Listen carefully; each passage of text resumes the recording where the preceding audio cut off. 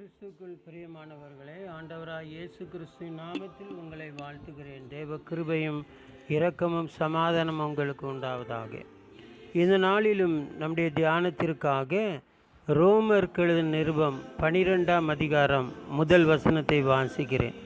சகோதரரே, நீங்கள் உங்கள் சரீரங்களை பரிசுத்தமும் தேவனுக்கு பிரியமுமான ஜீவ பலியாக ஒப்புக்கொடுக்க வேண்டும் என்று தேவனுடைய இரக்கங்களை முன்னிட்டு உங்களை வேண்டிக் கொள்கிறேன்.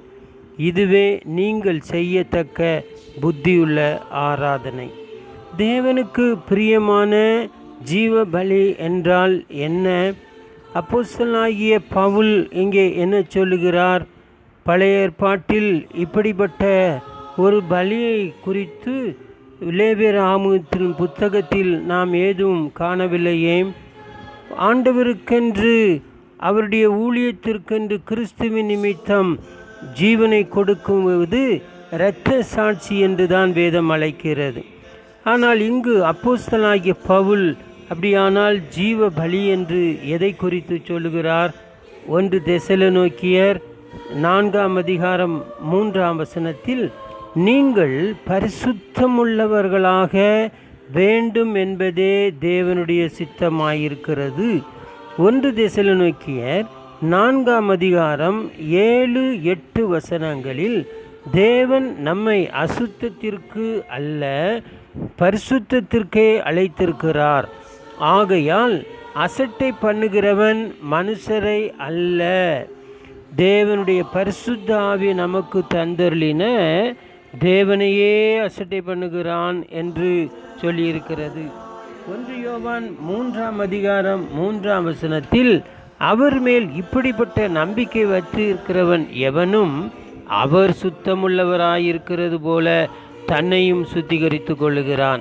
பிரியமானவர்களே, இவ்வாறு நாம் தேவ சமூகத்தில் அவரை ஆராதிக்கிற வேலை மட்டும் அல்ல, எல்லா சமயங்களிலும் அவர் சுத்தமுள்ளவராயிருக்கிறது போல, அதாவது இயேசு கிறிஸ்து எப்படி பரிசுத்தமாய் வாழ்கிறாரோ அதை போல ஒவ்வொரு விசுவாசியும் தேவனுடைய பிள்ளையும் இயேசு கிறிஸ்துவின் இரத்தத்தினாலே மீட்கப்பட்ட ஒவ்வொருவரும் அவருக்கு பிரியமாய் ஆராதனை செய்ய வேண்டும் என்று சொல்லி பார்க்கிறோம். எல்லா சமயங்களிலும் இயேசு கிறிஸ்துவின் அந்த சாட்சியை போல தேவனுக்கு பிரியமான ஜீவ பலியாக நம்மை அர்ப்பணிக்க வேண்டும். 1 கொரிந்தியர் 6ஆம் அதிகாரம் 20ஆம் வசனம் இப்படி சொல்கிறது, நீங்கள் கிரயத்துக்கு கொள்ளப்பட்டீர்கள், ஆகையால் தேவனுக்குடையவைகளாகிய உங்கள் சரீரத்தினாலும் ஆவியினாலும் தேவனை மகிமைப்படுத்துங்கள். எபேசியர் 1:4 இப்படி சொல்கிறது, தமக்கு முன்பாக நாம் அன்பில் பரிசுத்தம் உள்ளவர்களும் குற்றமில்லாதவர்களுமாயிருப்பதற்கு அவர் உலக தோற்றத்திற்கு முன்னே கிறிஸ்துவுக்குள் நம்மை தெரிந்து கொண்டார். கரை திரை முதலானவைகள் ஒன்றுமில்லாமல் பரிசுத்தமும் பிழையற்றதுமான மகிமையுள்ள சபையாக அதை தமக்கு முன் நிறுத்திக் கொள்வதற்கும் தம்மை தாமே அதற்காக ஒப்பு கொடுத்தார் என்று சொல்லி எபேசியர் 5:27 சொல்கிறது.